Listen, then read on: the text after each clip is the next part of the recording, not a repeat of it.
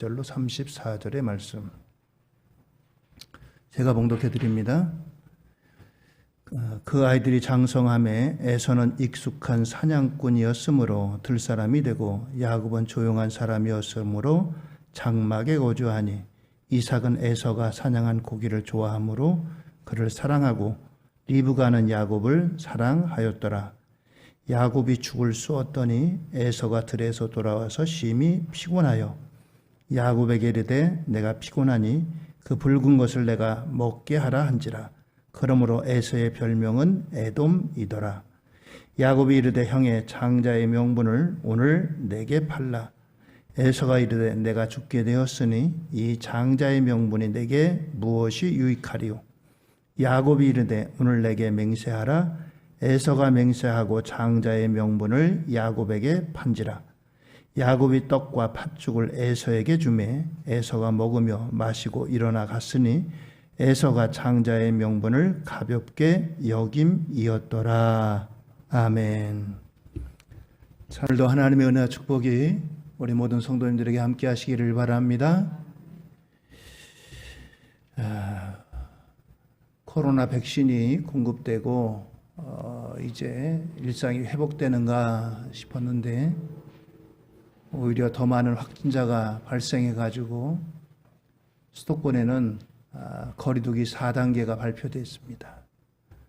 거리두기 4단계는 쉽게 말하면 예배는 비대면 영상으로만 예배드려라 이런 지침입니다. 사실 교회에서 코로나가 발생되는 것보다는 외부에서 발생되는 게 비교할 수 없이 많잖아요. 그렇지만 또 나라에서 시행하는 일이니까 같이 협조를 해야 될 것입니다. 오늘 저와 여러분들에게 주시는 말씀은 에서의 길, 야곱의 길 이런 제목입니다. 성경에는 이제 좁은 길, 넓은 길 이렇게 나와 있고요. 또 하나는 다윗의 길, 여로보암의 길 이렇게 나와 있습니다. 모두 같은 의미라고 말할 수가 있습니다. 오늘은 에서가 걸어갔던 길, 또 야곱이 걸어갔던 길, 이 길이 어떤 길인가, 또 우리는 어떤 길을 가야 될 것인가, 이것을 우리에게 말씀해 주고 있습니다. 하나님을 믿지 않는 사람도 복은 하늘에서 주셔야 된다라는 그런 이야기를 합니다.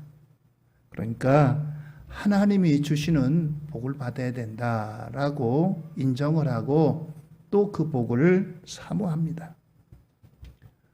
그런데 여러분들 우리가 기억해야 될 것은 이미 저와 여러분들 우리에게는 하나님께서 주신 복이 엄청 많이 있어요. 우리는 이미 복을 받고 사는 사람들입니다. 그런데 우리가 이 하나님께서 주신 복을 잘 깨닫지 못할 뿐이지 우리는 이미 하나님께서 복을 많이 주신 복입니다. 어떤 복을 받았습니까? 사죄의 복을 받았어요. 용서의 복을 받았다는 겁니다. 죄 가운데서 용서함을 받는 복, 긍휼히 여김을 받는 복, 더 나아가서 하나님의 자녀가 되는 복, 천국 시민이 되는 복, 이와 같은 복을 이미 우리에게 허락하셨어요. 그뿐만 아니라 크고 작은 일에 기도 응답의 복을 우리는 누림받고 있습니다. 자, 이와 같이 이런 하나님의 많은 복을 누림받고 있는데 그것을 복으로 알지 못한다는 게 문제가 있는 겁니다. 하나님께서 이미 주신 복은 복으로 잘 여기지를 않아요. 눈에 보이지 않고 그렇다고 해가지고 사람들이 이것을 하찮게 여기던가 혹은 보이지 않아서 잊어버린던가 혹은 외면하던가 이렇게 한다는 겁니다. 오늘 저와 여러분들은 분명히 하나님으로부터 이런 복을 누림받은 하나님의 백성인 줄 믿으시기 바랍니다. 하나님께서는 이미 이런 복을 우리에게 허락하셨어요. 자, 이런 복을 누림받은 인생들인데 오늘 이것들을 정말 귀중히 여기고 이 가치를 알고 이것을 누림받는 사람이 진정으로 복을 받은 사람들인 것입니다. 오늘 창세기 25장 본문에는 두 사람이 등장합니다. 하나는 에서이고 또 하나는 야곱입니다.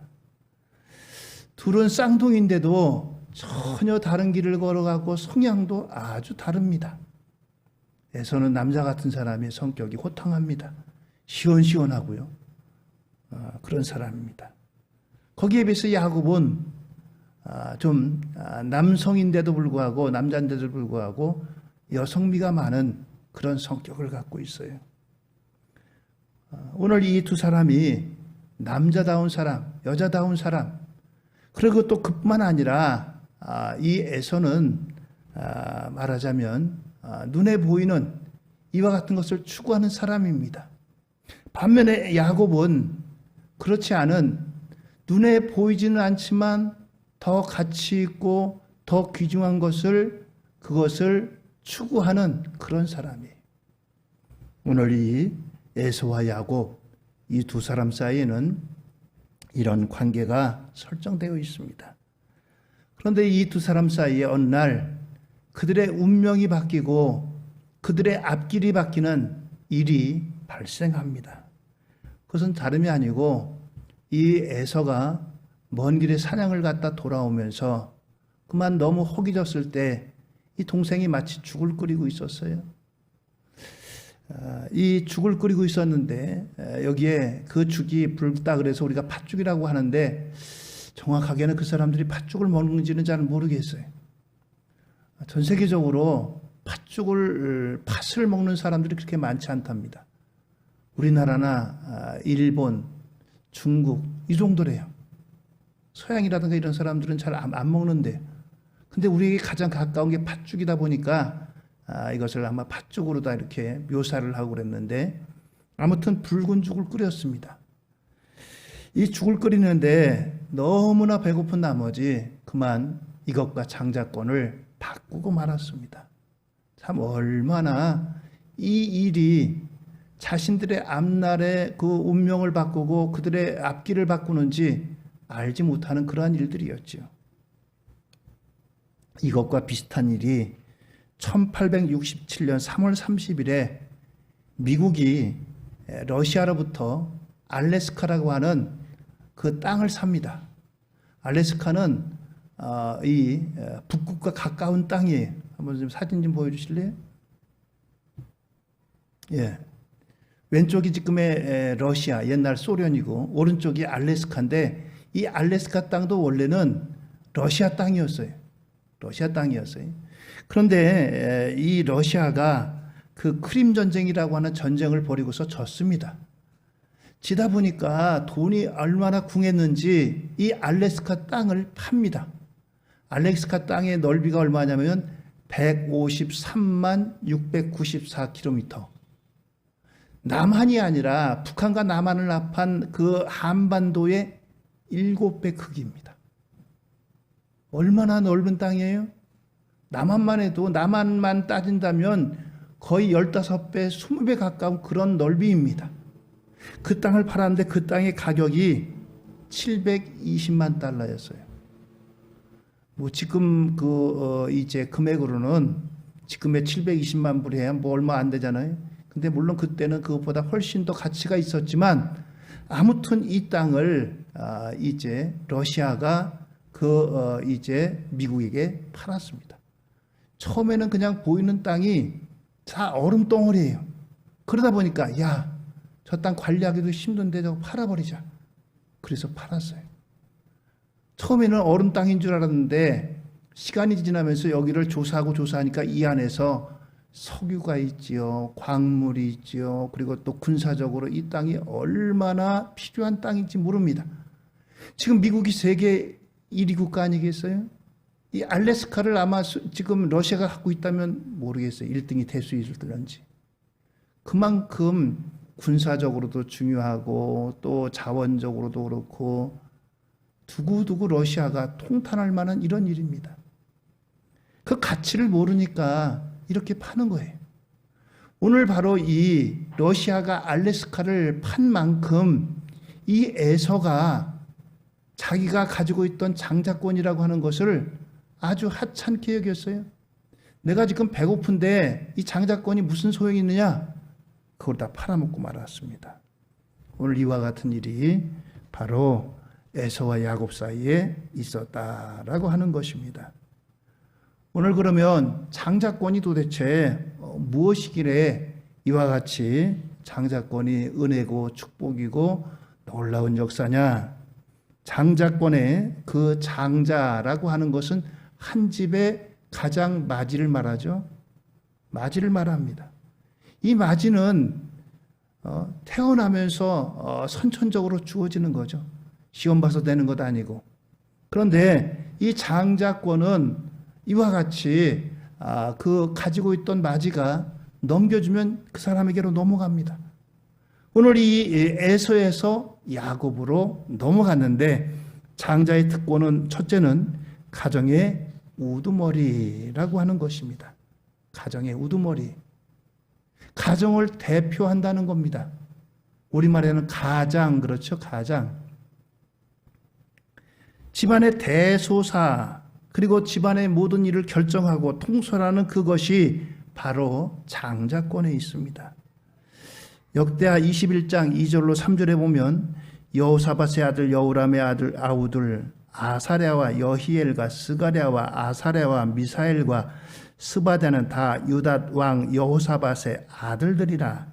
그의 아버지가 그들에게는 은금과 보물과 유다 견고한 성읍들을 선물로 후히 주었고 여호람은 장자임으로 왕위를 주었더니. 그렇습니다. 은금을 받고 성을 받는 것보다 왕권을 받는 게 최고 아니겠어요? 왕권을 받는 게. 바로 이 왕권을 장자에게 주었다라고 하는 거예요. 우리나라에서도 옛날에 장남은 이제 더 특별히 대우를 받았잖아요. 장남, 장손 그러면 가족들도 더 이렇게 이제 대우하는 이러한 것들이 있었습니다. 실질적으로 재산도 더 장남이 많이 받았고, 요즘에는 물론 바뀌어가지고 뭐 장남이나 차남이나 아들이나 딸이나 다 똑같이 받지만 옛날엔 그렇지 않았습니다. 부모님 모셔야 된다고. 자, 이와 같이 장자는 가문의 이제 우두머리입니다.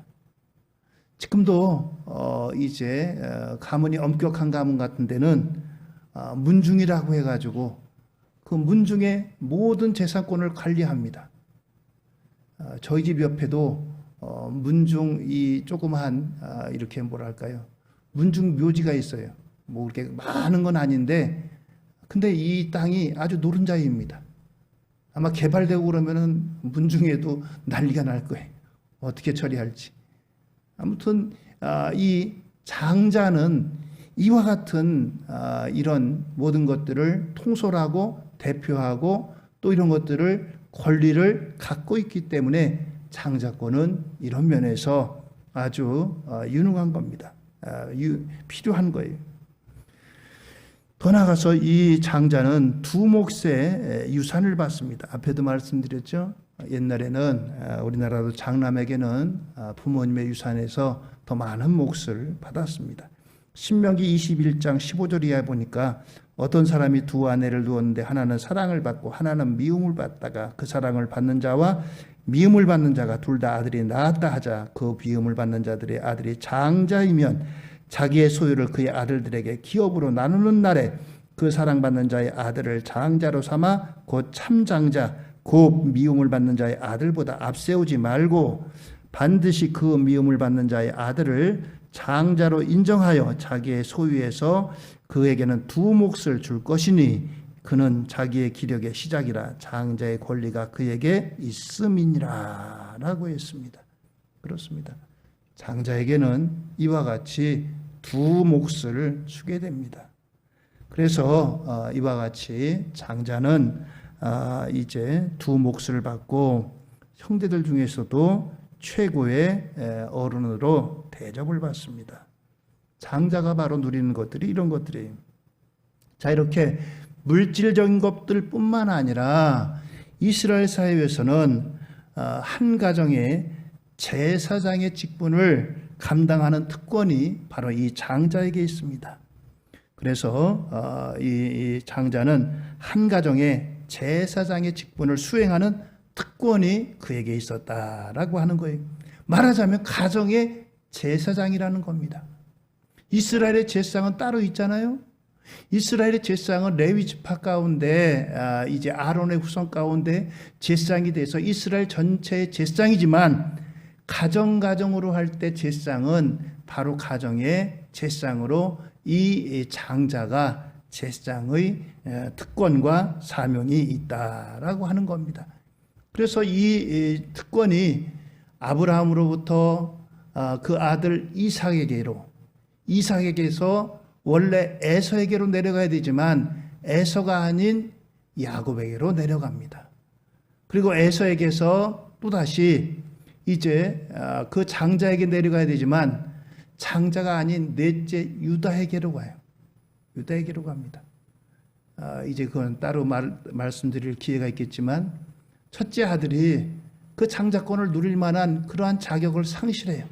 그래서 네 번째인 유다도 사실 역시 윤리적으로 보면 받을 만한 자격이 없지만 하나님께서 그를 장자로 여기신 거예요. 그래서 이스라엘 12지파 가운데 가장 크게 번성한 지파가 유다 지파인 겁니다. 예수님이 이 유다 지파에서 오셨고요. 장자는 이런 이제 특권이 있습니다. 자, 그런데 이 이삭의 아들인 장자 에서가 이 장자의 특권을 몰라보고 장자의 특권을 경홀히 여겼다. 이제 소홀히 여겼다 이겁니다. 소홀히 여겼어요. 왜 에서가 이런 장자의 특권을 소홀히 여겼을까요? 그는 육체의 욕구를 채우기 위해서다라고 하는 것입니다. 육체의 욕구를 채우기 위해서 육체의 욕구 때문에 이 장자권을 포기했다는 거예요. 앞에 말씀드렸듯이 이제 사냥을 하고 며칠 동안 먹지 못하고 사냥을 하고 집으로 돌아왔습니다. 배가 고팠어요. 못 먹었으니. 자, 그런데 이러한 에서의 눈에 먹을 게 눈에 들어옵니다. 동생 야곱이 팥죽을 끓이고 있는 거예요. 냄새와 눈에 보이는 것들이 식욕을 자극합니다. 얼마나 배고팠으면. 동생에게 팥죽을 달라고 했지만 이 동생 야곱이 아마 평소부터 형이 가지고 있는 이 형의 장자권을 마음에 품고 있었던 것 같아요. 하루아침에 순간적으로가 아니라 늘 기회를 엿보고 야, 내가 억울하다. 이 에서와 야곱은 쌍둥이입니다. 쌍둥이인데요. 얼마나 이 동생 야곱이 형의 장자권을 갖고 싶었던지 기회를 노렸던 것 같아요. 바로 이때다. 배고프지? 이 팥죽 줄 테니까 형 갖고 있는 장자권 나에게 줘. 거래를 합니다. 정상적이라면 야, 이 녀석아, 내가 지금 배고픈데 너 그래 나한테 팥죽 한 그릇 주면서 그래 장자권 달라고 하느냐? 야, 내가 끓여 먹겠다. 안 먹고 말겠다. 뭐 이렇게 하든지 그걸 거절했어야 되지 않겠어요? 그런데 이 에서는 이 동생의 이런 제의에 그래? 뭐 그까짓 거 뭐 장자권 그거 뭐 나에게 밥 먹여주는 것도 아니고 그래 너나 가져라. 이렇게 내줬습니다. 에서는 철저하게 육체 욕구의 지배를 받는 육에 속한 사람이라는 거예요. 우리 육신은 배고프면 먹고 싶고 또 이제 우리 육신은 어떤 욕구가 있습니다. 이 욕구가 물론 우리에게 이제 필요한 것들이. 그런데 우리 이 욕구를 따라서 욕구에만 만족하고 욕구의 충족을 위해서만 살아가면 어떻게 되겠어요? 이 사회가 어떻게 되겠습니까? 남이 갖고 있는 것도 야, 저거 내가 갖고 싶다. 그거 함부로 빼서 가지면 되겠어요? 야, 저기 내가 살고 싶다. 남이 살고 있는 집 내쫓고 내가 살고 그러면 되겠어요? 오늘 이 철저하게 이 에서는 이러한 육신적인 욕구의 지배를 받는 그런 사람이었어요. 육신의 욕구가 있어도 이것을 때로는 억제하고 때로는 이제 이것을 누리면서 우리가 이제 살아가야 될 필요성이 있잖아요. 오늘 이와 같이 이 에서는 이런 욕구를 따라 산 사람입니다. 어쩌면은 그 육체 욕구보다도 장자권에 대한 소중함을 더 몰랐던 사람인 것 같아요. 그러니까 이 장자권과 바꿨죠. 아무리 배가 고파도 야, 이 장자권이 너 어떤 건데 장자권을 달래? 안 먹고 말겠다.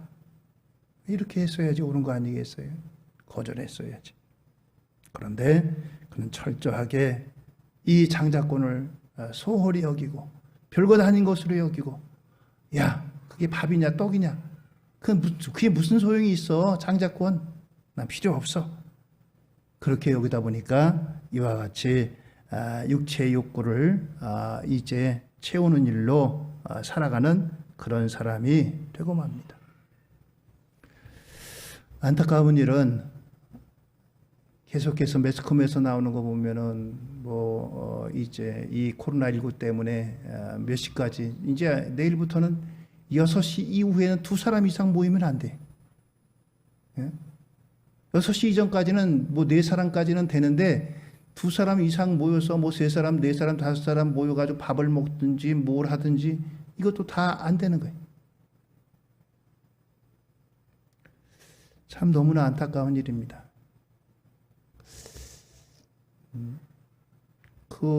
비밀 장소에 들어가서 술 먹고 그런 일에 사람들이 거기에 수십 명씩 모여가지고 참 거기서 많은 확진자들이 나오고,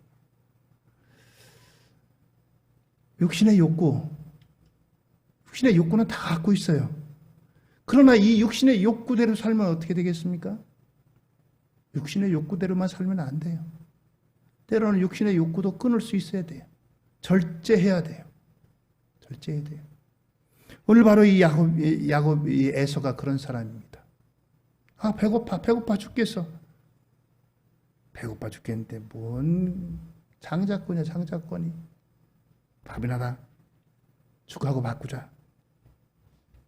오늘 이와 같이 육체의 욕구를 채우고 육체의 욕구원을 위해서 살아가는 그런 사람입니다. 더 나아가서 이 에서는 소중한 것을 소중하게 보지 못했다는 거죠.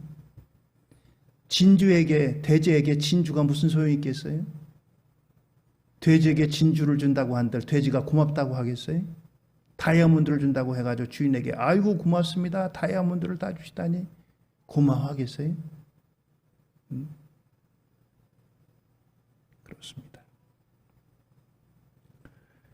창세기 25장 32절에 보니까 에서가 이르되 내가 죽게 되었으니 이 장자의 명분이 내게 무엇이 유익하리요? 라고 했습니다. 배고파 죽게 되었으니 장자의 명분이 내게 무엇이 유익하겠느냐? 그렇습니다. 당장 눈에 보이는 것, 이것들만을 따지는 겁니다. 성경 그래서요, 이 에서를 이렇게 부릅니다. 히브리서 12장 16절에 보니까 음행하는 자와 혹 한 그릇 음식을 위하여 창자의 명분을 판 에서와 같이 망령된 자가 없도록 살피라 라고 했습니다. 장자의 명분을 판 에서와 같이 망령된 자가 없도록 하라, 살피라 라고 하는 것입니다. 그렇습니다. 에서의 이 행위를 망령된 짓이라는 거예요. 망령된 짓. 사람들 중에는 눈에 안 보이는 것을 아주 가치 없는 하찮은 것으로 여기는 사람들이 많습니다. 눈에 안 보이는 거. 예수 믿고 구원 받으세요? 구원 주려면 나한테 10원 줘요? 조롱하는 사람들이 있어요. 눈에 안 보이는 그까지 구원이 뭔 소용이냐 이거예요.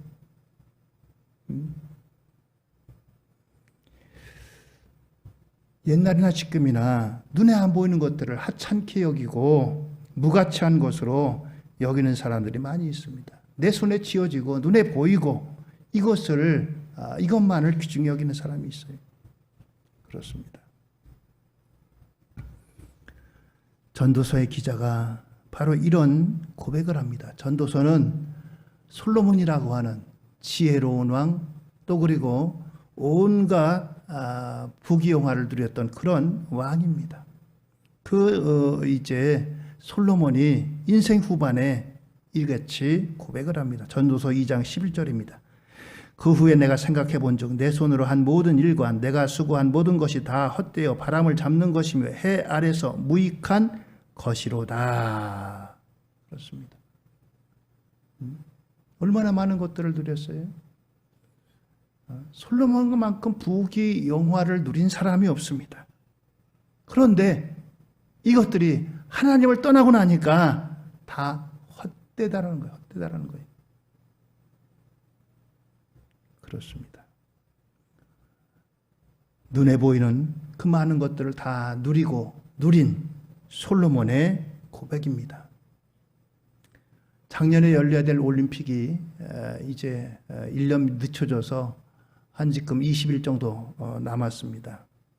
올림픽에서 최고의 영예는 금메달 아니겠어요? 금메달은 사실 순금으로 만든 게 아니라 은에다가 거기다 도금을 한 겁니다. 이 금메달 하나 만드는데 가격이 한 30만 원 든대요. 30만 원. 금메달 하나의 가격이 은으로 만들고 거기다 도금하고 그랬으니까. 그런데 실제로 이 금메달의 값어치는 그게 30만 원만밖에 안 하겠어요? 그 금메달을 따기 위해서 선수들이 4년 동안 땀을 흘립니다.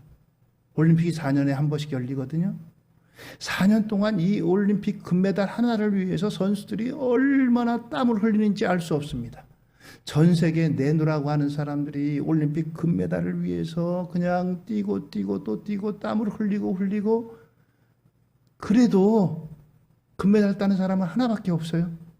수많은 사람들이 이렇게 땀을 흘리고 애를 써도 금메달 하나 땄어요. 집에다 갖다 걸어 놓습니다. 이게 그냥 30만 원짜리밖에 안 되는 가치가 그거밖에 안 될까요? 네? 이거는 그 어떤 값어치로도 따질 수 없는 그런 값어치가 있는 거예요. 거기에 수고의 눈물이 들어갔고 또 애씀이 들어가 있고 또 희생이 들어가 있고 그 모든 것들이 다 들어간 영광스러운 메달이 바로 금메달인 것입니다. 그래요. 영생이라고 하는 것, 천국이라고 하는 것, 구원이라고 하는 것 우리 눈에 보이지 않습니다. 당장 나에게 유익되는 게 아니에요. 구원받았다고 해가지고 여러분들 뭐 집이 크게 큰 집으로 옮겨가나요? 자동차 좋은 곳으로 바꿔지나요? 아니면 직장에서 승진하게 되나요? 그렇지 않습니다. 사람들이 알아주나요? 저 사람 구원받은 사람이야. 야, 저 사람 높여주고 그러지 않습니다. 당장의 눈에 유익이 없어도 정말 소중한 것을 소중하게 여길 수 있는 그러한 사람이 되어야 돼요.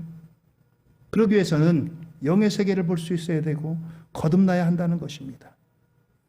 그 길은 바로 예수 그리스도를 믿고 하나님과의 관계가 회복될 때 우리에게 진정으로 그것이 소중하고 귀하고 값진 것을 바로 알아볼 수 있습니다. 구원이라고 하는 것이 얼마나 귀하고 값지고 또 소중한지 이것을 알 수 있어요. 자, 이와 같이 에서는 이런 사람이었어요. 눈에 보이는 것만 추구하고 육적인 것만 추구하고 또 그 소중한 것을 알아보지 못하는 이런 사람이었어요. 마치 러시아가 정말 그 속에 담겨지는 보물을 알지 못하고 그 알래스카를 아주 이제 싼값에 팔아먹은 것처럼 그렇게 하고 말았다는 겁니다. 거기에 비해서 장자의 명분을 탐낸 이 야곱입니다. 장자의 명분, 장자권은 하나님의 복과 연결되어 있는 것을 알았기 때문이라는 거예요. 이 야곱이 형에게서 그 팥죽 한 그릇과 이 장자의 명분을 바꾼 것은 그것이 하나님의 복이다라고 하는 거예요. 나는 하나님의 복을 받아야 돼. 나는 하나님의 복을 사모해. 하나님 나에게 복을 주세요. 우리 할아버지 아브라함에게 또 아버지 이삭에게 주셨던 그 복을 저에게도 주세요. 그것이 바로 이 야곱의 마음에는 넘쳤다는 것입니다. 하나님의 복을 사모하는 그것이 바로 장자의 명분에 들어있다는 것입니다. 더 나아가서 이 야곱은 축복을 사모하는 그 마음이 넘쳐났기 때문입니다. 장자의 명분은 하나님의 축복을 받는 수단이에요. 하나님께서 장자를 통해서 축복하시는데 그 축복을 사모하는 마음이 바로 이 야곱에게는 이같이 충만했다는 겁니다. 그래서 이제 이 형에게서 이 장자의 명분을 살 뿐만 아니라 아버지가 노년에 이 아버지 이삭이 병들었어요. 그래서 이 에서를 부릅니다. 에서야, 에서야. 아버지는 이 사실을 아는지 모르는지 자기 집안의 장자가 에서니까 에서에게 축복하려고 이 에서를 불렀어요. 에서야, 내가 너를 축복하려고 하는데 너 나를 위해서 맛있는 별미를 좀 만들어 와라. 가서 사냥해가지고 고기 잡아가지고 이제 짐승 잡아가지고 그것 가지고 고기 만들어 와라 이 말입니다. 그 얘기를 듣고 에서가 예 알았습니다 아버지. 사냥을 나갔어요. 이 얘기를 듣고 어머니 리브가가 이 야곱에게 이야기해 줍니다. 야, 아버지가 축복해 주신대. 네가 빨리 가서 받아. 어떻게 받아요? 어머니가 음식을 만들어 줍니다. 그리고 형 에서 같이 하기 위해서 이제 양팔에다가 이제 털을 씌워가지고 형 에서처럼 꾸미고 나갑니다. 이 에서는 털이 많은 사람이었어요. 남자다운 사람이었습니다. 그래서 이 아버지에게서 축복을 받죠. 아버지도 대략은 알았던 것 같은데 이 야곱이 너무 축복을 사모하니까 그냥 준 거예요. 아버지가 축복하는데 이 야곱이 아버님 여기 별미를 준비했습니다. 그러니까 야 어떻게 그렇게 빨리 왔냐? 예, 제가 사장 나갔다가 짐승을 그렇게 잘 만나게 해주셨어요. 그래서 빨리 잡아왔습니다. 그런데 야, 목소리는 어떻게 너 이 야곱 같구나. 아버지는 알잖아요. 아무리 쌍둥이라도. 아닙니다. 그러면서 나아간 거예요. 오늘처럼 이 야곱은 이 축복을 너무나 사모했든지 이와 같은 윤리적으로 보면은 이 야곱은 아주 못된 사람이에요. 형에게 장자권 팥죽 한 그릇에 그것을 바꾸자고 했고 형제간에 그럴 수가 있겠어요? 또 더구나 아버지를 속여가지고 아버지를 속이고 대신 축복을 받았습니다. 그런데 하나님의 그 마음속에는 이런 윤리적인 것도 중요하지만 더 중요한 것은 하나님의 축복을 축복으로 알고 그것을 사모하는 자에게 하나님이 축복하신다는 거예요. 하나님이 이 야곱에게 야 너는 형이 있는데 네가 왜 대신 받아? 아버지를 속여 이 나쁜 녀석아 넌 축복 안 해. 이게 아닙니다. 하나님께서는 그 축복을 사모하고 사모하는 자에게 그 모든 것들을 뛰어넘는 복을 주세요. 여러분들 우리가 윤리적인 측면으로만 봐서 이 사람 이럴 수가 있어 어떻게 대신 그래 자기는 그냥 양보해야지. 근데 에서는요 주어졌는데도 불구하고 그 축복을 하찮게 여겼어요. 별것 아닌 것으로 여겼어요. 반면에 이 야곱은 받을 수 없는데도 그것을 뛰어넘는 이런 열정을 가졌고 사모했고 하나님 앞에 적극적으로 나갔던 사람이에요. 오늘 이와 같이 이 야곱은 이런 사람이었습니다. 오늘 여러분들 우리에게도 하나님의 은혜와 축복을 사모하는 저와 여러분들 낼 수 있기를 예수님의 이름으로 축원을 드립니다. 그러기 위해서는 어떻게 됩니까? 먼저는 하나님이 세워주신 교회를 소중하게 여겨야 된다는 거예요. 교회는 그냥 건물이 아니라 예수 그리스도의 몸입니다. 예수 그리스도의 몸이에요. 오늘 이와 같이 교회는 하나의 그냥 세상 사람이 얘기하는 건물이 아니라 이런 예수 그리스도의 몸으로서의 그런 기능이 있는 겁니다.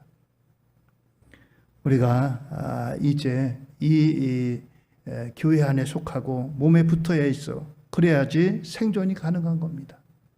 예수님을 머리로 하는 그것이 바로 교회입니다. 오늘 여러분들 교회를 소중하게 하고 가깝게 여기시는 저와 여러분들 되기를 예수님의 이름으로 축원드립니다. 이스라엘 백성들이요 나라를 잃어버리고 바벨론으로 끌려가서 한 일이 예루살렘을 바라보면서 예루살렘 성전을 그리워한 일입니다. 우리 성전 하나님의 성전이 있는데 그래서 바벨론의 포로로 끌려갔지만 다니엘 같은 사람은 성전을 향해서 문을 열어놓고 하루 3번씩 기도했던 사람 아니에요? 오늘 우리가 교회는 아무 때나 올 수 있고 아무 때나 와서 우리가 예배하고 교제하고 그럴 수 있었는데 코로나19 시대가 되니까 그것도 마음대로 못해요. 그런 시대가 왔어요. 바벨론의 포로로 끌려갔던 이스라엘이 하나님의 성전이 늘 열려있고 하나님의 성전이 가까이 있었지만 그 성전을 가까이 하지 않고 우상을 섬기고 하나님의 성전을 떠나 살고 있다가 비로소 나라를 잃고 바벨론의 포로로 끌려가니까 그때서야 하나님의 성전을 그리워하는 거예요. 여러분들 교회를 사랑하시고 교회를 가까이 하기를 예수님의 이름으로 축원을 드립니다. 두 번째는 예배를 소중하게 여겼어요. 예배는 하나님과 나와의 영적인 교제입니다. 그렇습니다. 예배도 그렇잖아요. 우리가 하나님 앞에 예배하는 게 뭐 얼마나 자유로워요. 그런데 그것도 자유도 이런 코로나19 시대에 제한을 받습니다. 제한을 받아요. 예배는 하나님과의 영적인 교제입니다. 하나님께서 허락하신 이 미디어 기구를 통해서 여러분들이 2주 동안에 교회에 나와 예배 드리지 못해도 여러분들이 예배 꼭 드리시고 참석하시기를 바랍니다. 예배는 하나님과 나와의 영적인 교제가 없으면 어떻게 돼요? 서먹서먹해지고 멀어지잖아요. 아무리 가까운 친척도 만나지 않고 교제가 없으면 뭐 남 같잖아요. 몇 년 만에 만나고 그러면 그렇잖아요. 하나님과의 관계도 그렇습니다. 여러분들 하나님과 예배를 통해서 하나님 앞에 가까이 나가세요. 여러분들 카톡을 통해서도 매일같이 여러분들 새벽 기도의 말씀을 제가 요약해서 올립니다. 여러분들이 꼭 하루에 주어진 말씀의 분량을 통해서 주님과 더 가까이 하세요. 코로나19 시대라고 해가지고 정말 세상 것들은 무서워하면서 사람이 들끓는 시장이나 사람이 들끓는 마트에는 사람들이 드글드글거립니다. 교회는 널찍널찍 떨어져 앉아서 예배 드려도 교회에 오는 것은 무서워해요.